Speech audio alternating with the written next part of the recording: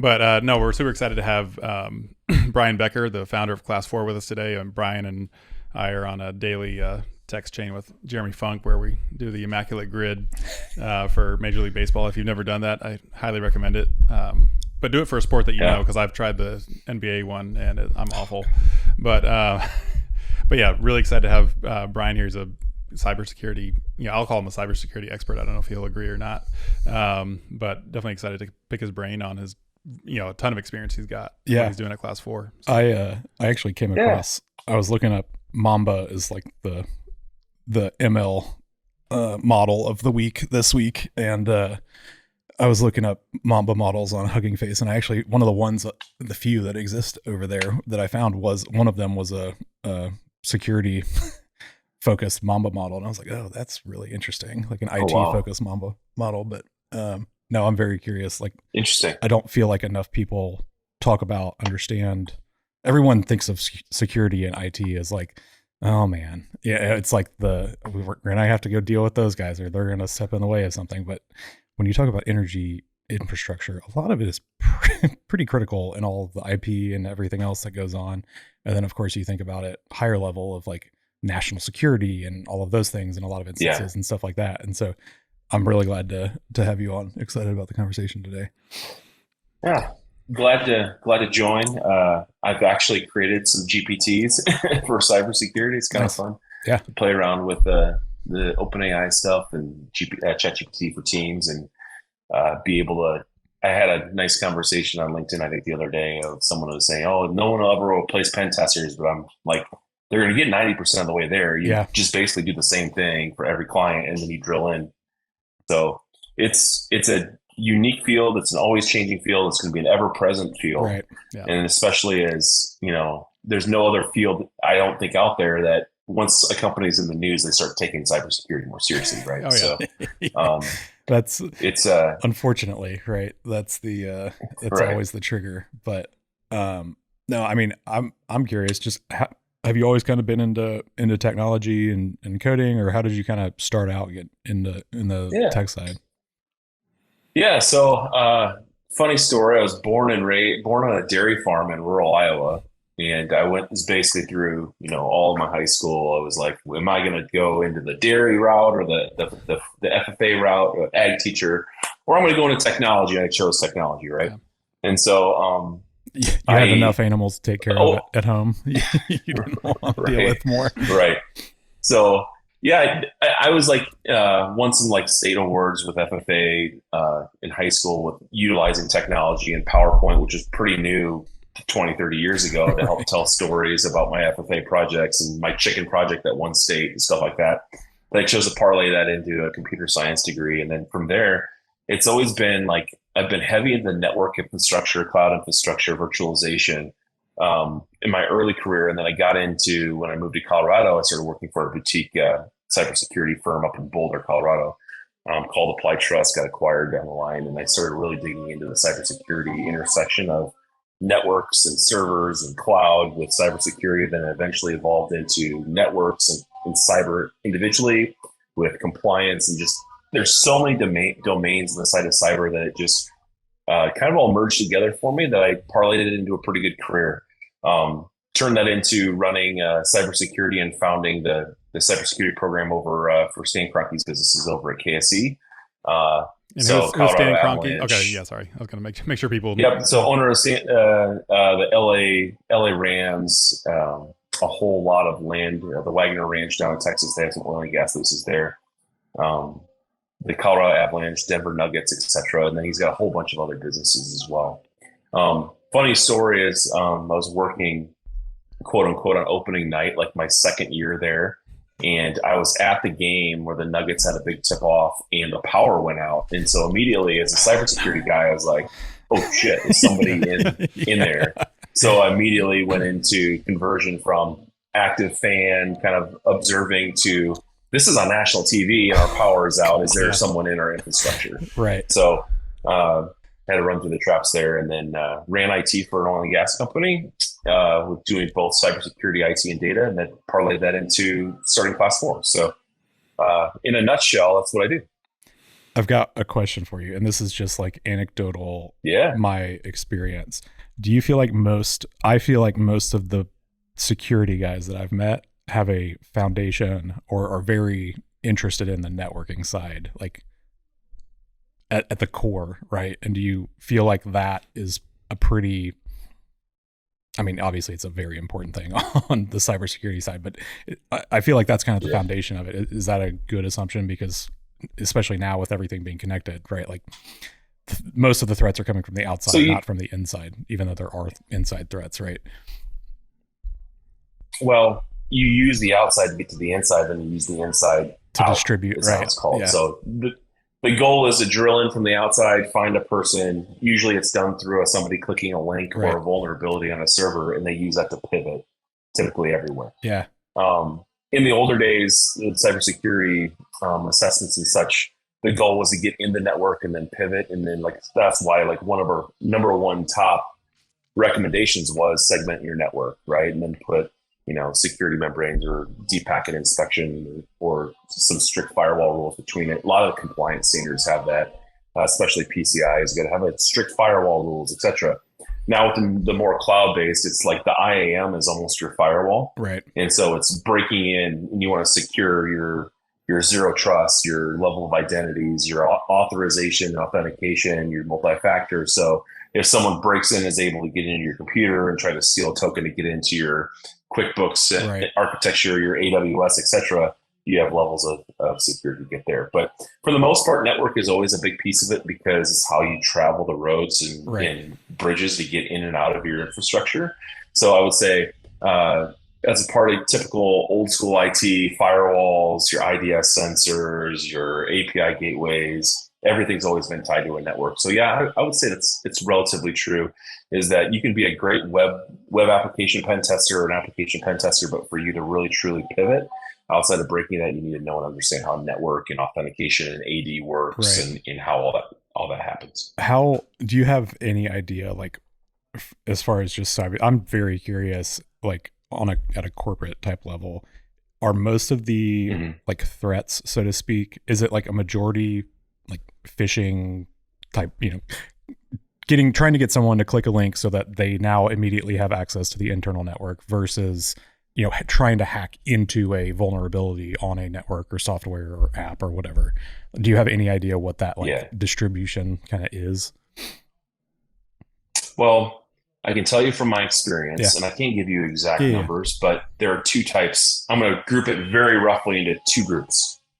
Number one is people that are trying to make a quick dollar, which are trying to spray and pray that someone clicks a link, or they may do some sort of targeted phishing on people to either get business email compromise, which is like, hey, send a wire over to me here, or I'm going to ransom your entire network and then just pay money to get it back. Easy in, quick return, quick buck, you're done. It's a smash. So you're seeing a lot of that's right. You're seeing a lot of crime syndicates from overseas that they have,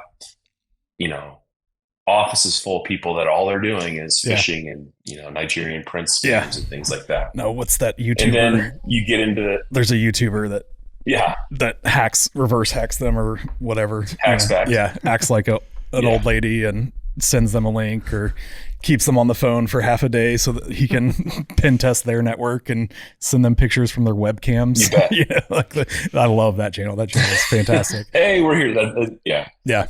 And then you have the people that scare the shit out of me, which are your geopolitical people that are hacking not for monetary gain. Right. And those are the people that are, what's the movie, Dark Knight, that just want to see the world burn. Yeah. And they want to hack to cause absolute chaos and destruction. These are the people that wrote the ransomware that broke the Iranian.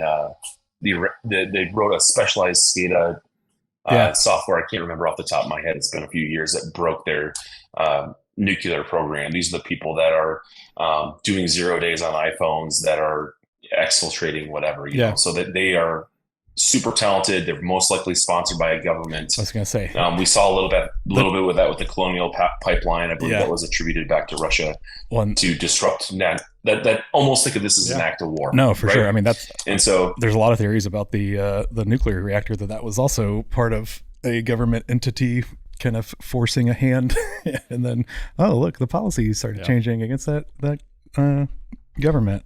It's like, and you got it. In like those type of people, if they have their targets on you, you really either have to be dialed in and have DoD level funding or some Microsoft level security program, or you just basically try to minimize the blast radius. Right. Yeah. And for most companies in the oil and gas specifically, you need to understand what your risk level is, what you're willing to accept, and what your compliance standards they actually may set for you, like the Department of Homeland Security, or if you're a power plant, you may have a higher level of requirements that you need to do just to basically be everything's on a local network.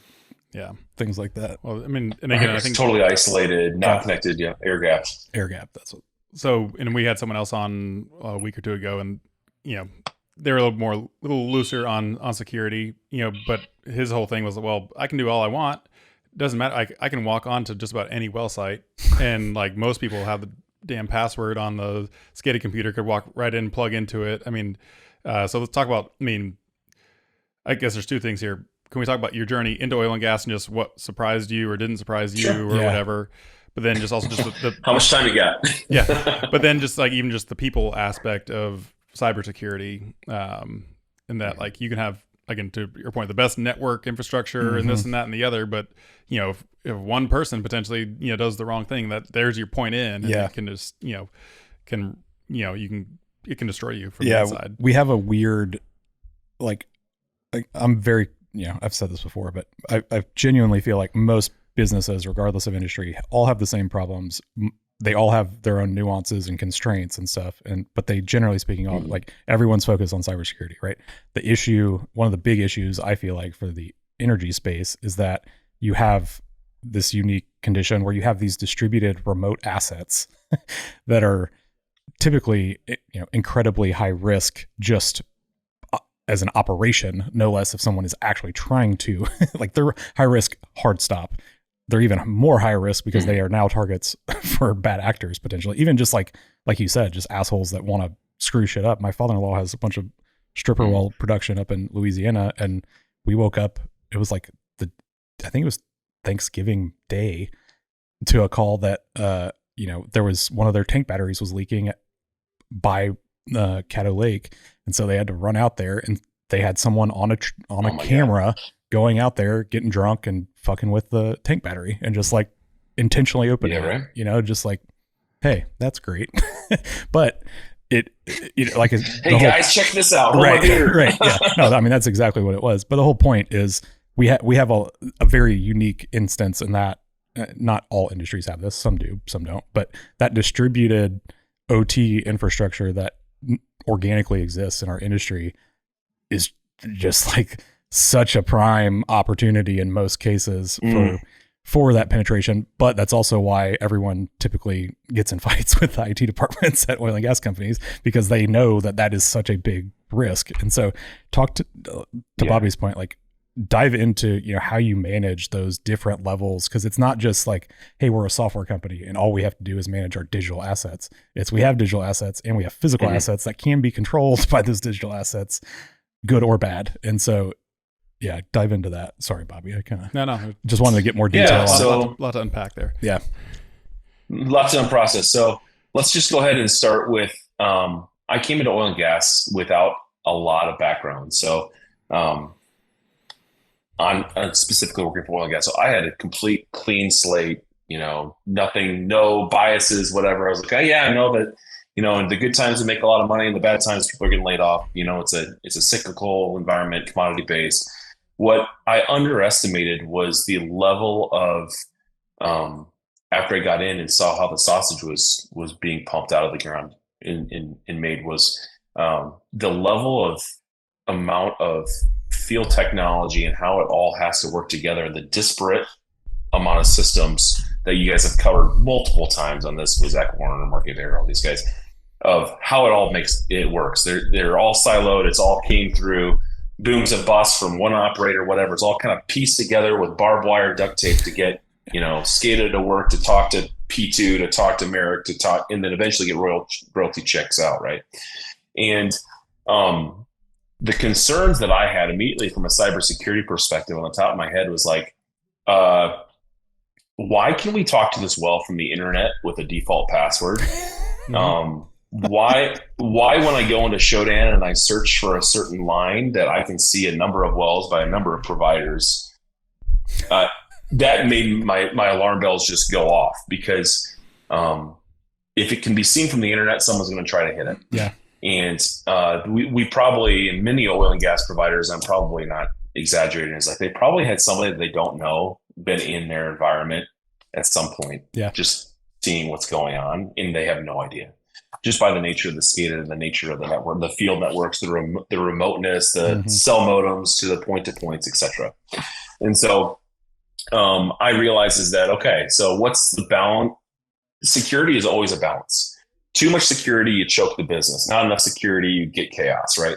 What's the level of balance that we need to put in here based on our compliance requirements and being able to have the business operate, to have that right happy Goldilocks zone where if I'm being sued by a class action lawsuit or my leaseholders that, hey, you guys are negligent on your cybersecurity, that I'm comfortable getting on the stand and saying, you know what, we put these best practices in, we gauge this. Yeah. Sometimes cybersecurity in a lot of CISOs is a CYA exercise. Yeah. Is doing that kind of decision. So from a very high point there, all oil and gas operators need to be thinking about what is the level you're ready to testify on in front of a court, in front of a class action lawsuit, especially with the new SEC guidelines out of we did our due diligence. We showed our due care to take care of these assets, but whoops, they got hit. Right. So those are the types of things that software surprised me, especially in oil and gas, is like, really, they're still running software on this type of technology, virtual machines. I was like, okay, So it's a great field, I think, for using innovation and working with the blue collar people and coming up with some great ideas on how to squeeze the most out of technology that may be limited by code base, by vendor. That's why, Bobby, I think you guys are super successful in using data in writing software. But I still think oil and gas producers are behind the eight ball, especially when it comes to cybersecurity and knowing and understand the assets that they have, how the SEC is coming down on public companies, of the true nature of cybersecurity risk. So, in short, you're seeing that underestimate by the entire industry in general, by the skyrocketing cybersecurity premiums or companies that can't even be insured. Yeah. So it's a weird space right now. It's hyper changing with the amount of requirements. Every single state seems like they're putting out their own privacy policy and cybersecurity regulations. Department of Homeland Security gets involved with pipelines, et cetera. So IT organizations really have to be mindful on overall cost, because I say this a lot to my IT customers, is any IT technological problem can be solved by throwing buckets of money at it. Right. Yeah. It's what's the right amount of security, what's the right amount of expectation that you can reasonably accept. Yeah. That you can deal with the consequences later. Well, the thing too, I've always mentioned with like IT is that like you're gonna put these things up, people are gonna work around it. Like, I mean, even on my side, as like we have a central data team, like if I put too much friction, they're gonna find their way around and they're just gonna use Excel or do something, so you have to allow, certain gives and takes so that most people will do it the right way, and give them, a path to do it the right way at the very least. But one thing, why I wanted to have you on for a while, and it comes up, but we haven't had the right person to talk about it. Can you talk about SOX compliance and what that is and what that means, just at a high level for people who may not understand? Everyone's pushing SOC 2 compliance, vendor requirements and stuff like that. Maybe SOC 2 and Sarbanes-Oxley are two different babies. Yeah, that's what I want to talk about also. So I used to think that too, but SOX and SOC 2, and maybe talk about both of those, if you can. Yeah, independently, but. So Sarbanes-Oxley SOX is a requirement in which that publicly traded companies need to make sure that they meet certain amount of rules when it comes to truthfulness and transparency in financial reporting. And there's a cybersecurity component to that in which that you need to know and have restrictions for anyone that can change systems or software that could affect financial reporting. So when you go through an IPO readiness or you do your a number of things when it's like, hey, who went in here and edited this? Who has access? You need to be able to provide who did what, who changed what, because you need to be able to go fully back and audit your financial reports if something's broken. SOC 2 is like an attestation that the AISCPA, I think, is an organization of accountants in which that they set standards for companies in which that they are meeting a baseline to be a SOC 2 compliant company, right? So for example, if you're going to do a SOC 2 or a SOC 2 type 1, that's a point in time assessment in which that you go to a company, most often a third party provider, that's giving you solutions or software as a service, in which that a third party that's verified with this AISCPA can do a SOC analysis of where you are in a point in time according to these standards. A lot of companies require that, especially the larger organizations that you're going to do business with them, you need to be SOC 2 compliant. I know that my previous employers that we tried to, for most of our vendors that we worked with that offered us software in the cloud, that they showed attestation to a SOC 2 type 1, like a SaaS level, etc. Yeah. A SOC 2 type 2 is a more in-depth assessment in which that they take your controls that you are saying, hey, we meet them in a SOC 2 type 1, but you have demonstrated examples over the past year. So it's a full year-long compliance that they can just go and say, pick any log, any incident, any ticket in your system and verify that you follow your processes and procedures to be that fully assessed. Let's go back to Sarbanes-Oxley for a second, or the SOX, or the SEC. They just came out with these new cybersecurity rules and disclosures in which that they want to know how cybersecurity risk could affect financial reporting in results. So they've made a number of rules to change that public companies in the United States have to disclose as a part of their annual 10Ks or your quarterly reviews of what you're doing from a cybersecurity program perspective, so that any breach or any cybersecurity risk doesn't materially affect the financial reporting or a negligent or a problem that could say, hey, my earnings are down 10%. It's just for more information to the shareholders. So for example, the biggest thing is if you have a breach that materially affects your reporting, you have to report that within 4 days of discovering the materiality. So what's going to happen is that you have a business email compromise in which that you pay that your drilling company pays Halliburton $10 billion rather than $1 billion, and then Halliburton has it lost somewhere else, right? What level of cost of this cybersecurity breach that the downtime or the lost dollars is material? So all companies need to have, that's publicly traded, have a process or a method to determine this is a material breach. We have to report this, right? So we've had like 3 or 4 that's been reported now.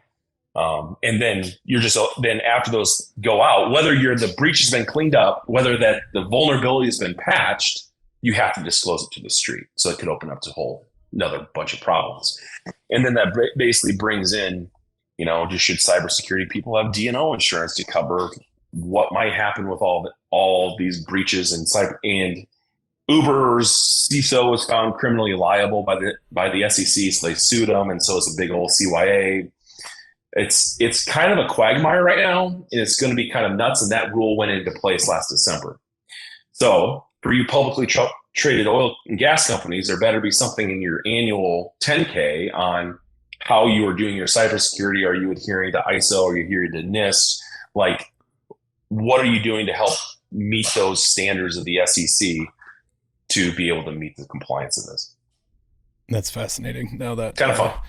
Yeah, but that's definitely a much different kind of approach as far as just like, oh, we've got a company and we're gonna go do something, right? Like being able to have auditable logs about anything that impacts your financials is it's deep, man. That's a lot of stuff. Like if you sign into Inertia, do you have a log of that person that signed in and made a change to a field, to anything? Yeah. Right?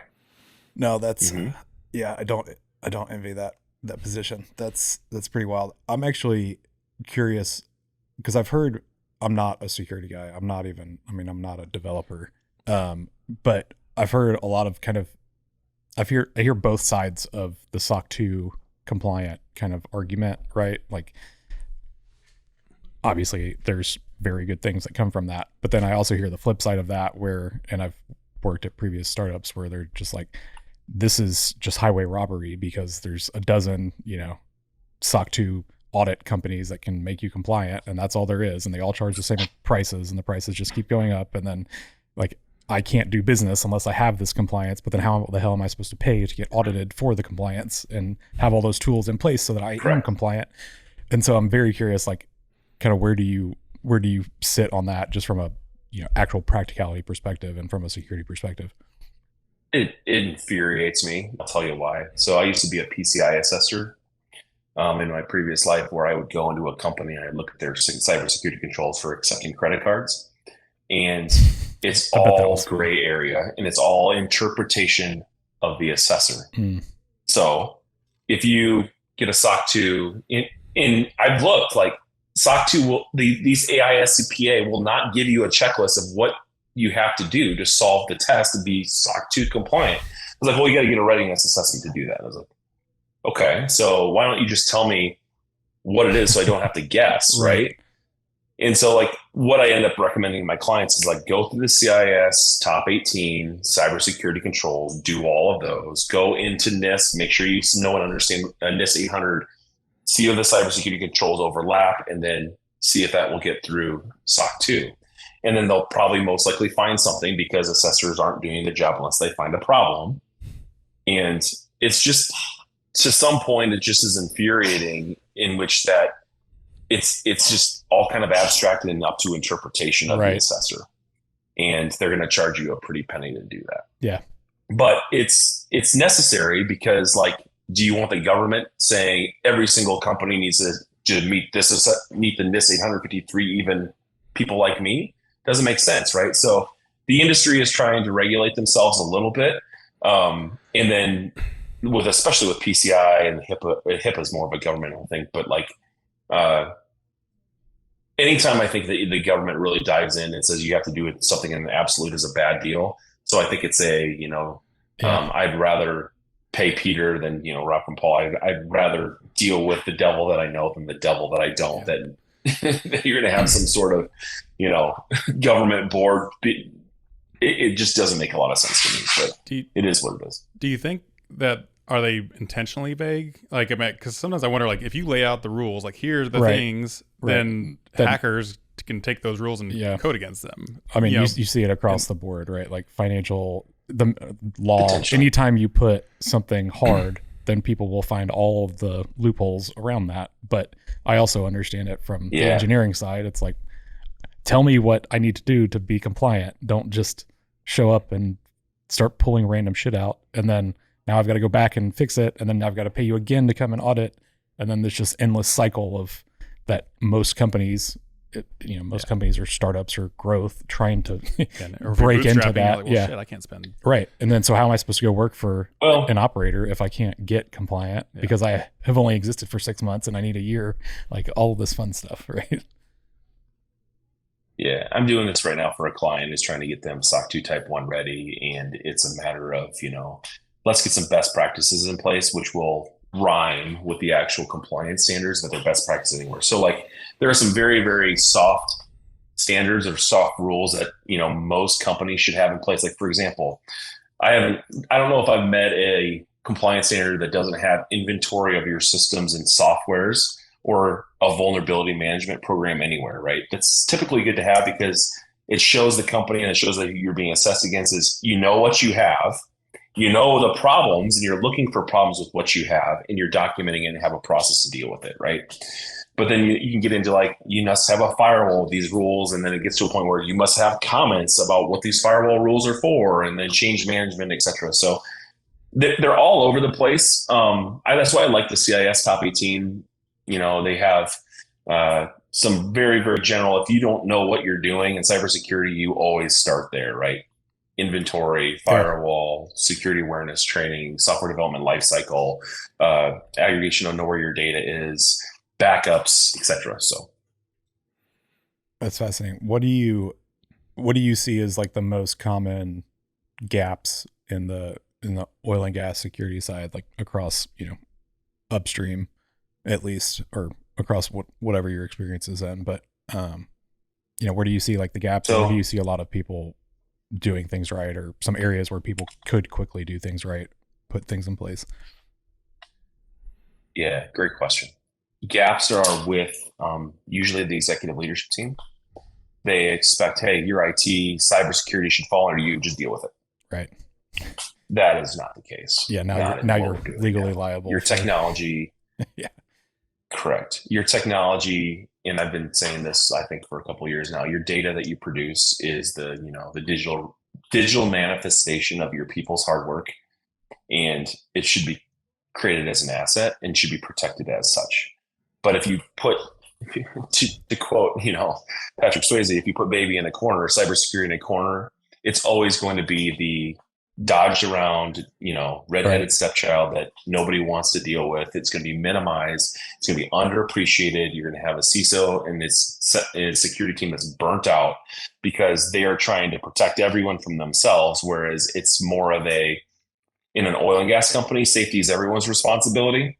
Cybersecurity is also that way too. Yeah. It's just the way that it needs to be, especially if we're going to be on a computer 8 hours a day, 5 days a week, or even more, and if we're going to put, our wells with RTUs and next generation sensors and all this stuff that can control the well, that need to be considered as well. Then you've got SCADA apps on your phone and all of that other fun stuff, right? Like it gets really fun. Yeah.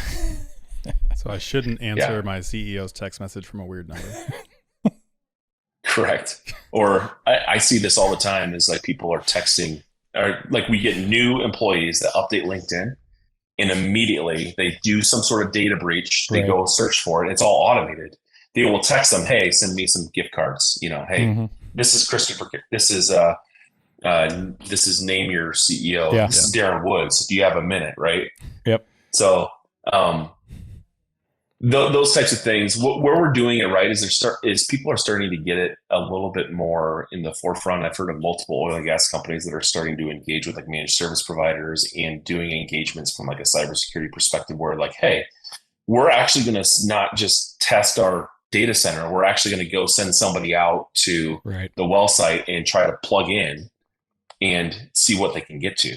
The biggest nightmare there is that you plug into a well site and then you have what's called network segmentation, that they can get every single well from a well site. Right. I once did a cybersecurity assessment where I was able to hack the most sensitive part of a network from a phone at the front desk.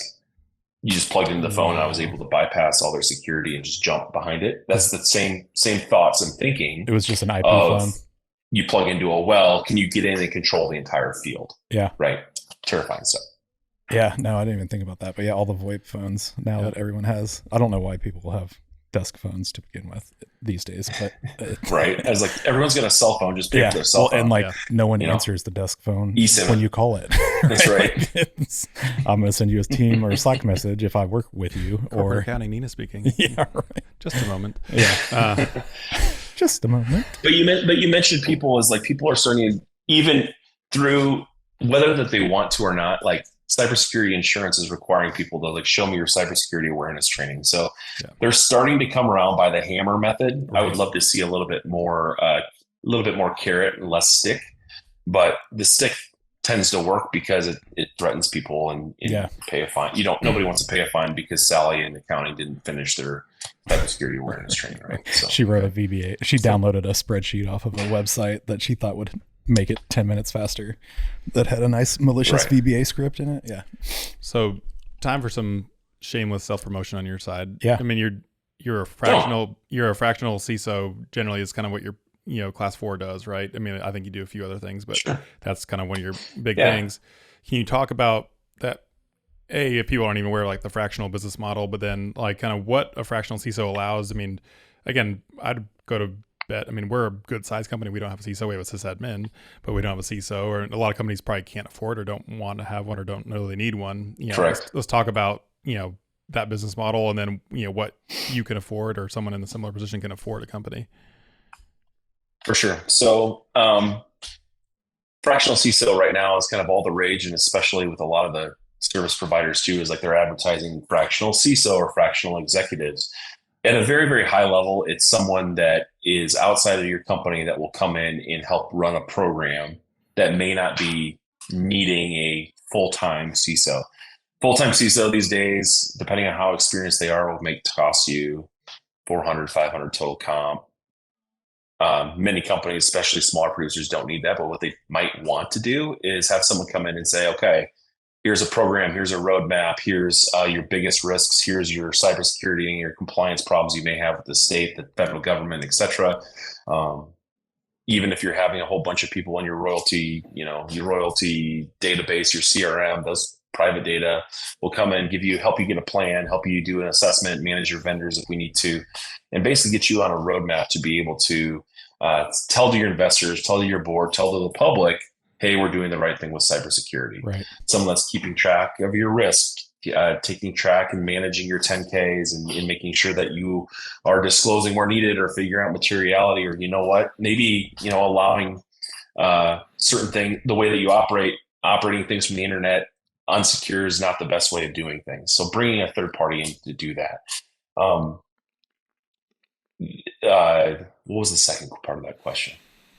Yeah, and yes, that I offer those services. I know a number of other teams do. We usually have a bunch of partners that we can help set you up with if you need to do an assessment, if you need to do a risk assessment, or if you need to even talk to your cybersecurity insurance provider, or God forbid you have an incident, you need somebody to come in and help, bring chaos or bring some calm to the chaos. Order to the chaos, right? So it's a kind of a burgeoning field, especially with the explosion of all these compliance requirements and things like that helps businesses know that they're doing the right thing. So usually they'll come in, the cybersecurity exec will come in with the system. They'll say, all right, do a quick assessment checklist. Where are you at here, here, and here? What's the overall, approach of the business? What's the risk tolerance of the business? Where's the risk management fall up to? Have a couple conversations. If it's an SEC, if it's a public company, there has to be a cybersecurity person on the board that can know and speak to it that they'll probably have to work with. So taking point on all that and helping a company execute, pull molecules on the ground and do it so securely, and helping businesses do it that way. Nice. And then say, and maybe more specifically to you, but I mean, how much of it then is implementation, or is it more some of that high level type work? Yeah. Is it getting your hands dirty and helping configure networks or do stuff like that too? Yeah, or does it just depend on the person and how much they want to do? Is it like an audit, or is it more of a strategy plus implementation, or is it just really based off what they want to do? If you want an audit, we can do an audit. There's tons of companies that have done an audit. But where you're going to find with the cybersecurity shortage and, someone that can speak business and can speak risk and also can speak technical chops, right? That can actually explain to you why, what's the purpose of having to, bring all of our SCADA behind a firewall or do, air gap remote tunneling, et cetera, rather than having exposed, right? That can actually tell that story and then try to assign, hey, cost of this breach is this. Most likely you're going to deal with a class action lawsuit. You're going to deal with this. If we spend 10% of what an overall breach might be, it would save us in the long run, right? So being able to translate risk and technical controls to a business sense is a very, very powerful trait that you should look for in a fractional executive. A lot of companies out there, they may have the technical chops, but they don't speak business. They're just trying to offer that to get some more money in the door. Right. So look for experience when you do. Look for a CISO, just like, are you going to hire a fractional CFO that's never, closed the books before? Yeah. It kind of behooves you to be mindful of what you're doing there. So, but Bryan, all my stuff's in the cloud. Isn't that taken care of? Isn't that what I pay them for? No, not even close. There's a thing. Most people that go to the cloud don't understand what the shared responsibility model is. That means Amazon does stuff to a point, and then it's all you, baby. Yeah. And so if you're not patching your servers, if you're not doing good code development, even just setting up your IAMs and stuff properly, having used mostly AWS and GCP, there's got to be a better interface for IAMs and user management, and a little bit of Azure as well, I guess. But like, that's just, it's so terrible. Like, hey, here's the infinite list of services we provide.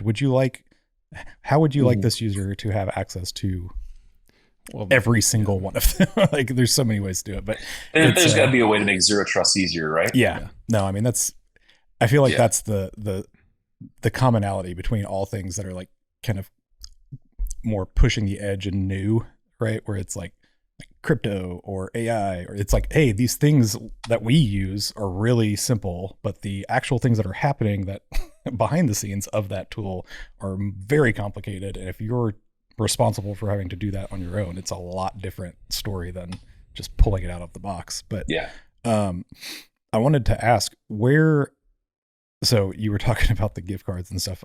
Bobby and I were both laughing because that happened to us at one of our companies prior. I don't remember, where was it to? Was it like Target, or was it whatever Amazon? It ended up being It's Apple. usually It ended up being Amazon or Apple gift iTunes. cards. It was iTunes gift cards. That's what it was. So guess what the company got? Employees of the company got for Christmas presents that year. Everyone got iTunes gift cards. Fortunately, we figured it out before he actually gave over all the. Or that's when he figured it out, when they're like, "Yeah, give me the codes," and he was like, "What?" But yeah, it was the same thing. It was like, text message or email from someone that had spoofed the CEO's name.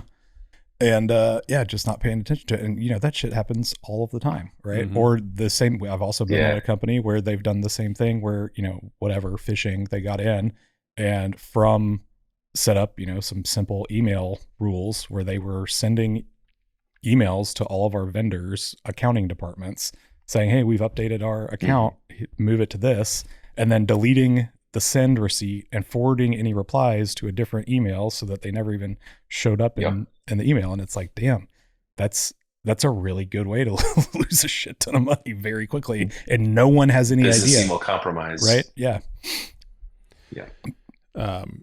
People. That's why security awareness training is basically on every single questionnaire, and everything is like making people aware of what can happen.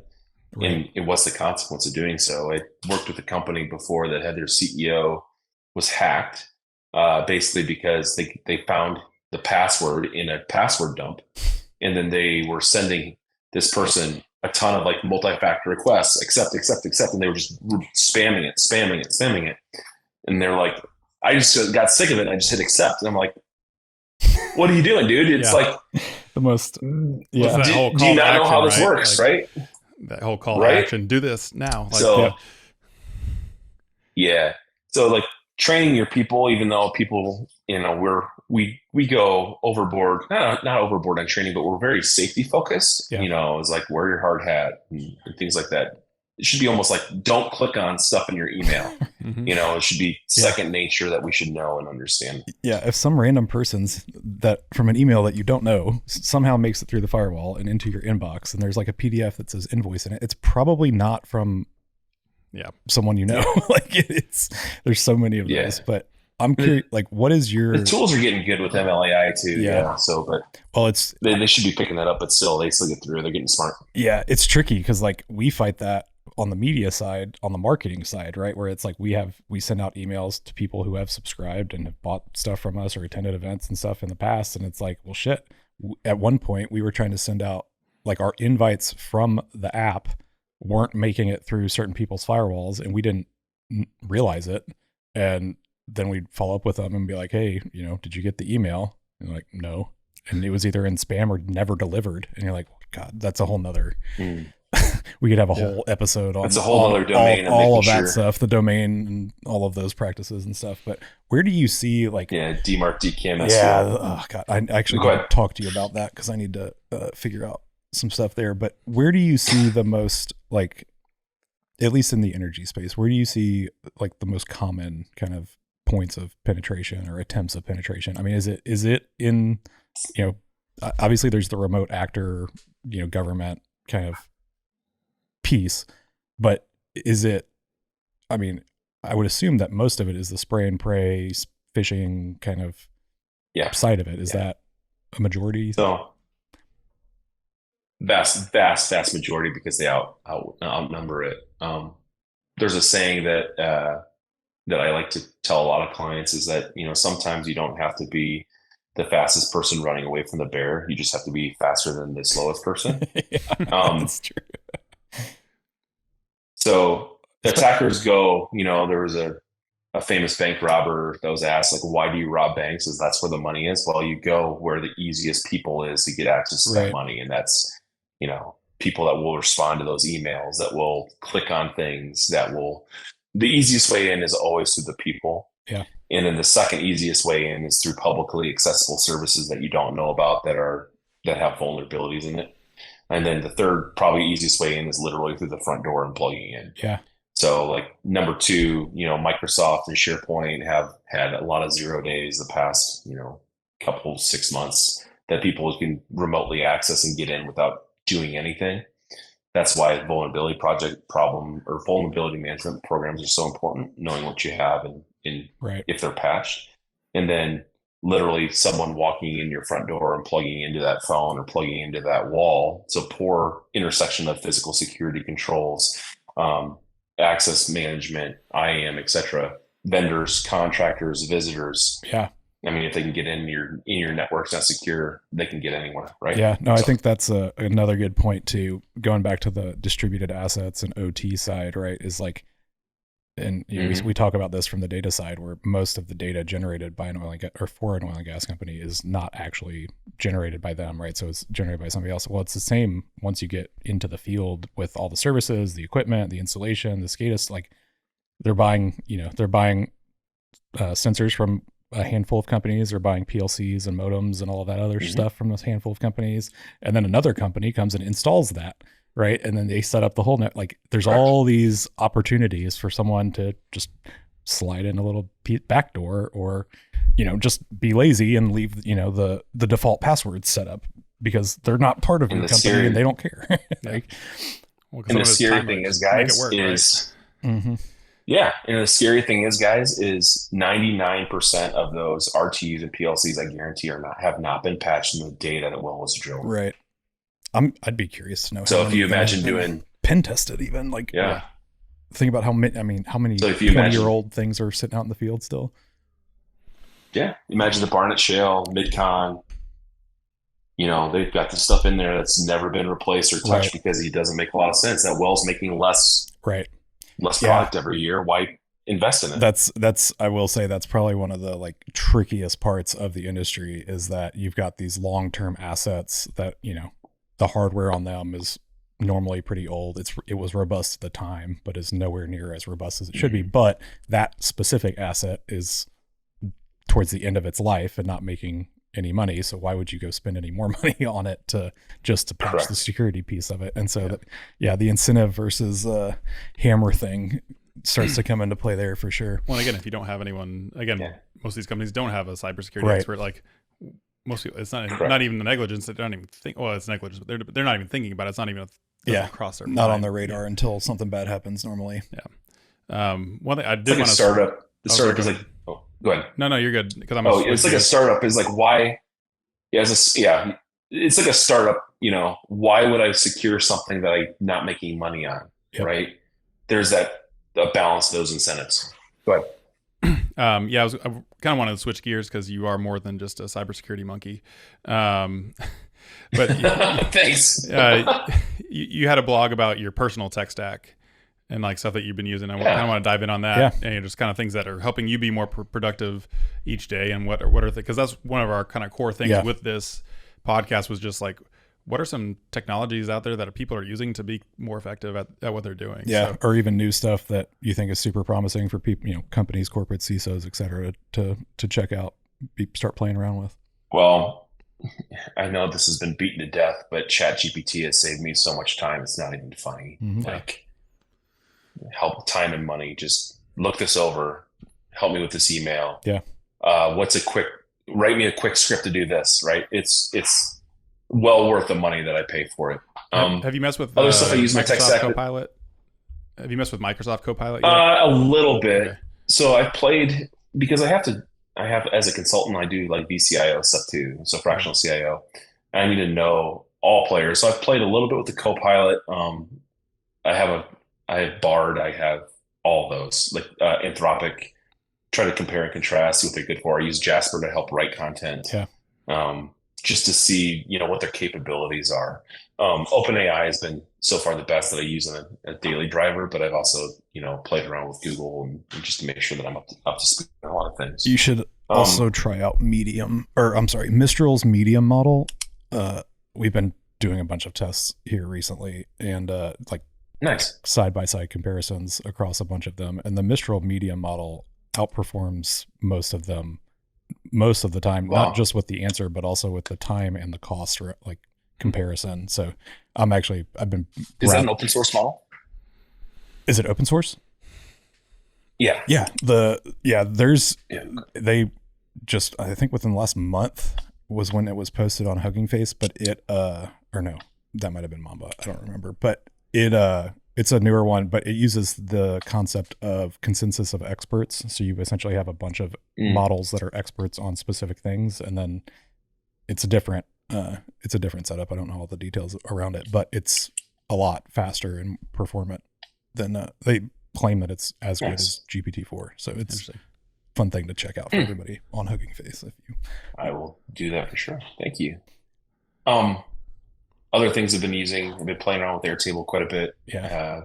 Just from an ad hoc spin it up, throw anything at a database. Mm-hmm. I've had hit or miss with it, how successful it is. It's easy to track deliverables and links and things that through there. It's easy to tie into it and code into it. Been a big fan of Zapiering everything to Slack or zapping everything to Slack lately. Yeah, I just got my my Zapier Slack integration for all my Auth0 logs. Yeah. So I'm like, oh, this is so much nicer. So it's just like, oh yeah, I just live in it. Live in Slack on a day-to-day basis and just ties everything together. If I have a HubSpot, something from HubSpot, something from Asana, something from any of the apps that I'm using, it just ties right in. Somebody modifies something from one of my clients, I can see it right away on the side. It's really easy to work with. The app I've been using a lot, and I think has a lot of opportunity, is an app called Twos, because Spell it. As a dad of two young, TWOS. Okay. And as a dad of two young kids and a family that has a lot of stuff going on, and me just thinking of shit all the time, I don't want to have like a big old Notion database of here's all the things you need to do. I just need to have a quick checklist. I can go send it, share, whatever.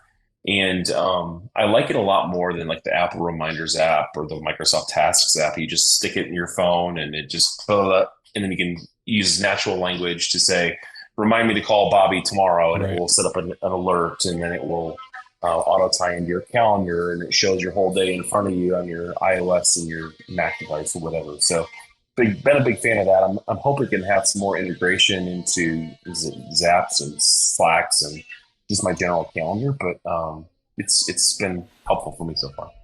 Yeah, oh shit, I was gonna say something. Oh, you mentioned Notion. So we use Notion internally for our kind of knowledge base internal stuff, and they recently rolled out their AI or language model on top of it, and it's actually, I've been very impressed with. My biggest gripe with Notion is if you don't set up where the documents are, and if somebody doesn't share the link directly with you, it tends to be hard to find. Now with this AI, you can literally say like, where is our what is our vacation policy, and it will return the vacation policy from the Notion. Everything in Notion is accessible. I've been pretty impressed with it as alternative on that end. And then I was going to also mention, your GPT coding stack. I use GPT. GPT is very, very good at coding app scripts, which is some flavor of Java, but in Google. And I've been using that with Sheets as my service and my functional service environment to call APIs, to do whatever, and then dump it into a sheet. Nice. And now it's in this poor man's database that I can use to play around with or push, pull stuff from one API, push it to another, do all kinds of fun stuff. It's a very slept on functionality in my opinion. But what tools on the cybersecurity side are you kind of interested in, excited about, see kind of promise in? Wiz, SiteGain.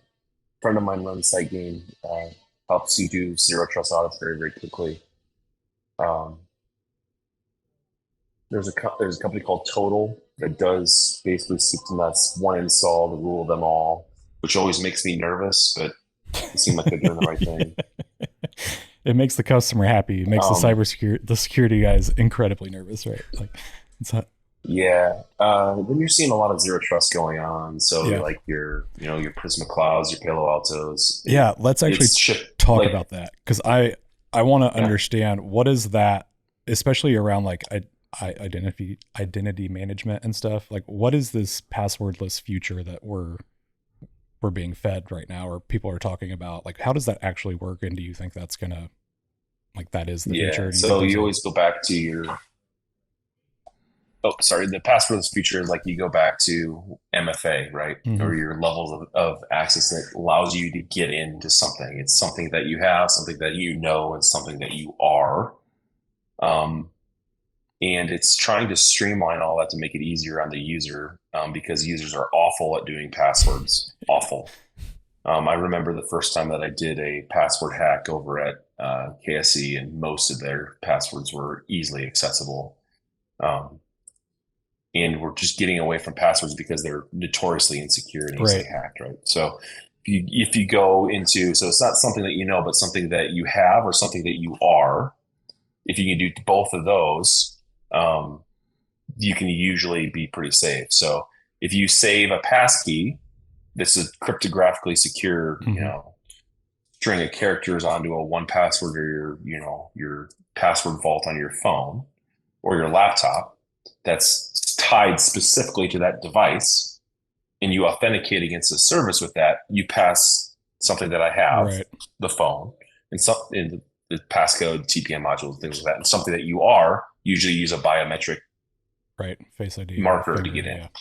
And so that's something that it's don't really have to change unless you lose your device. Passwords, a lot of requirements say you have to change it every 90 days, every time it's breached, etc. Well, unless your phone is copied and they have your thumb or your face, you're not getting in, right? So those are the types of things that they do, combined with conditional access rules of, hey, why are you logging in from Abu Dhabi when we saw you, last 2 hours ago in Colorado Springs, right? So they're getting smarter with that, and zero trust is basically because of Biden's recent cybersecurity executive order is being the law of the land for anything federal government to implement and put in zero trust. So gone are the days of logging into a VPN to get your email or hopefully get access to anything.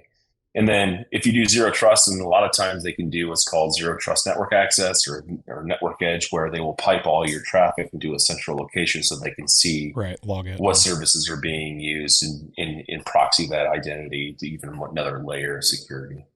So what, you were talking about passwords, right? I'm a huge proponent of password managers and MFA and stuff. What are some simple things that people can do to secure their stuff, right? Like, obviously password manager is one, but what are simple things? And then what are some tools, like, 1Pass is one you mentioned.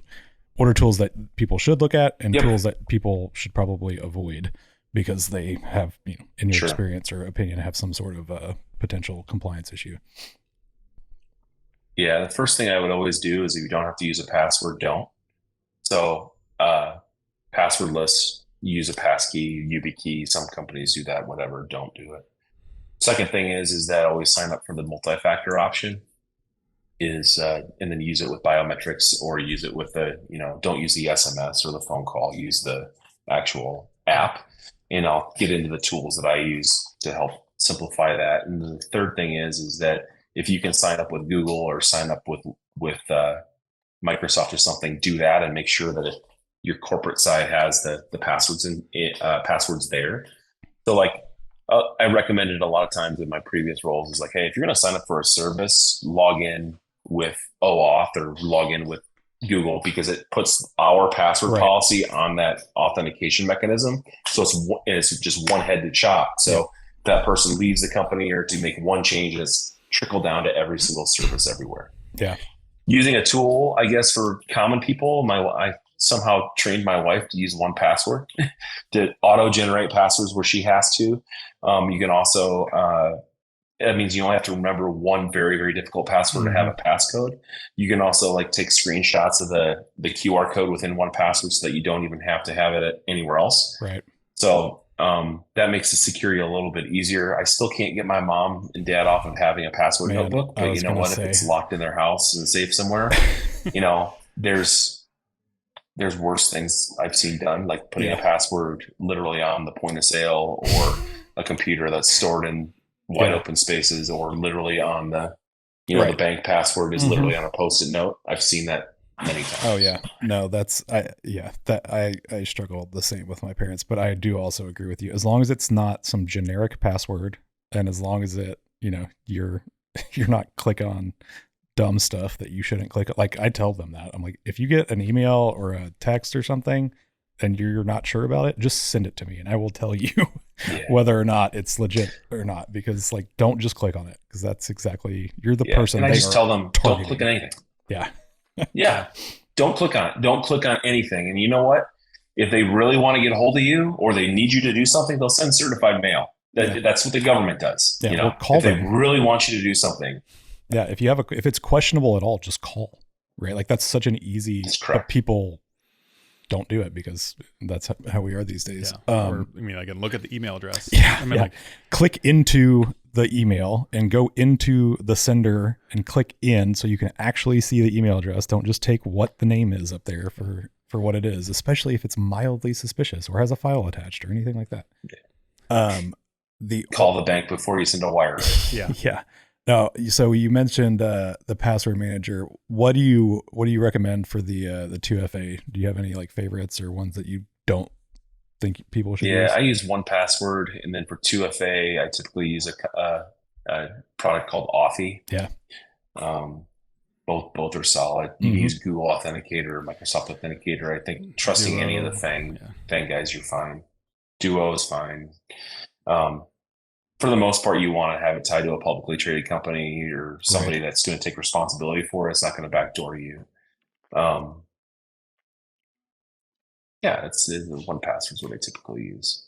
The last thing, just because this is kind of relevant time wise, there was some hack earlier this week, I think, right, where there were a bunch of I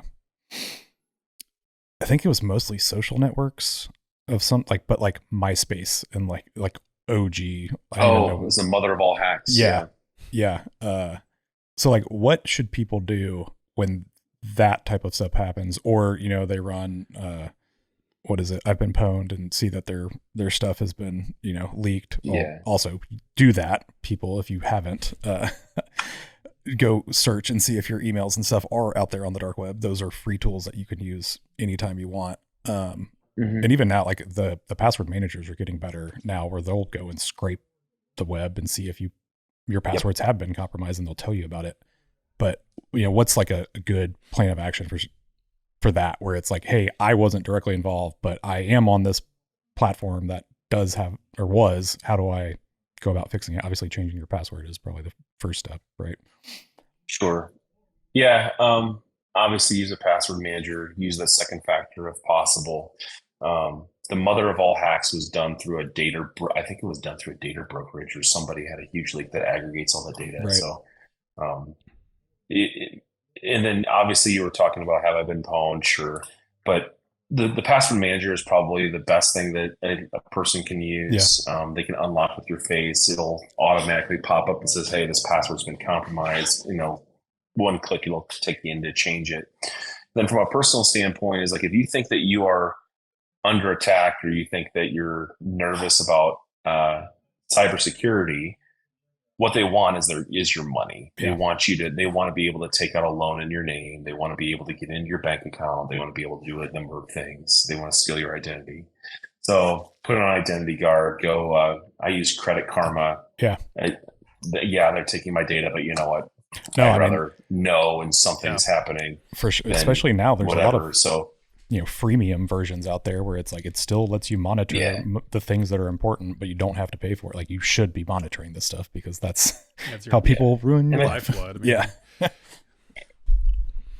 Yeah, I don't know if I pay for LifeLock or something like that, Right. but for parents, it might make a lot of sense. I know that many very rich individuals, I advise is like if you're going to pay for everything in cash, just freeze your credit and just don't even Right. do it. Right?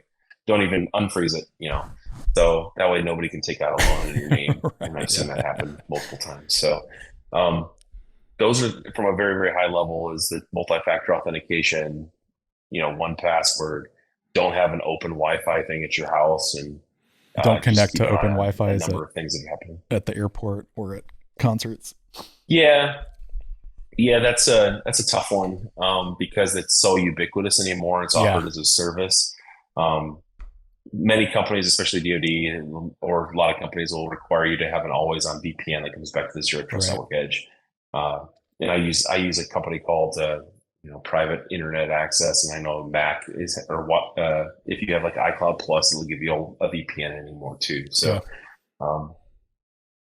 or you just don't do banking while you're at Starbucks, right? Just go check Facebook. Who cares? Right. Yeah. No, that's a good point. I actually saw. Man, what is that? It's this. It's kind of gone viral over the last year, but it's a little programmable like Wi-Fi, Bluetooth. It's got all kinds of RF frequencies. I don't remember the name of the product. I'm terrible. These products.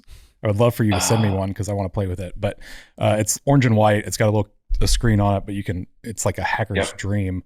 But I saw this guy, he paired it up with like a router essentially at a hotel, and he renamed it, to the whatever Marriott Wi-Fi. And he was sitting there just watching people. He was like, this is literally how easy people can hack you in public Wi-Fis. Y'all should stop. And he could see every piece of traffic that was coming across. Yeah. Wow. And so, and like that device is like $100. Like it's super cheap and super easy to do apparently. But just be careful. Even like when we were working together, I remember that article that Rebecca sent out about the like charging your phones and USB ports at public places. Now people are skimming those as well. It's crazy, but they can get into your phone through plugging things in. I always take like an Anchor charger. Which is a big bank. Just use that. Yeah, just use as far as like what you're talking about the RF thing. I've literally seen during assessment somebody bump into somebody and then scan their badge, and they literally had access everywhere. That's insane. Yeah, they can just read the NFC off of your card. It's just like you see in the movies. I literally watched him bump into somebody, copy their badge, and then he could get in anywhere. That's wild. Now there was some YouTube channel that I watched for a while that it was a security guy, and he would go to these companies and they'd be like, "Oh, we've got a great security, blah blah blah," and then he would most of the time his act was he would pose as a repairman or like an HVAC guy or whatever. The secretary at the office had no idea and just like let him in because he was dressed up and had a ladder and a toolbox, and he went into the IT room and plugged directly in, just like it happens. Anyway, we're that hour blew social by. Engineering. I've got so many. We need to have some more security stuff. Probably even do a topic type thing. Where can people find you, learn about you, hit you up if they want to chat? Classiv.com, class 4, Becker at class4.com. That's class 4 with CLASSIV.com. I'm on the Twitters at _BeckerB. I usually post about baseball and Joe Mauer and Joe Barry being an awful defensive coordinator. But otherwise in Denver, hit me up, grab a cigar or drink or whatever. Awesome. Well, I appreciate it, man. It's fun. Glad you come on. Thank you. Thanks guys for the invite. Thanks. Nice to meet you guys. Hopefully in person next time. Absolutely. We'll be DW's coming back to Denver this year for Energy Tech Night. So I will absolutely hit you up and try and get you there. Good time for a shameless plug. Energy Tech Night tickets are now on sale. Go check them out. We're going to, I think, six cities this year: Houston, Fort Worth, Midland, Oklahoma City, Denver, and I believe Calgary. Oh, nice. Going international. So check those out. Wow. Thanks for listening and watching, everybody. If you like this, check out some more episodes right here. Appreciate it.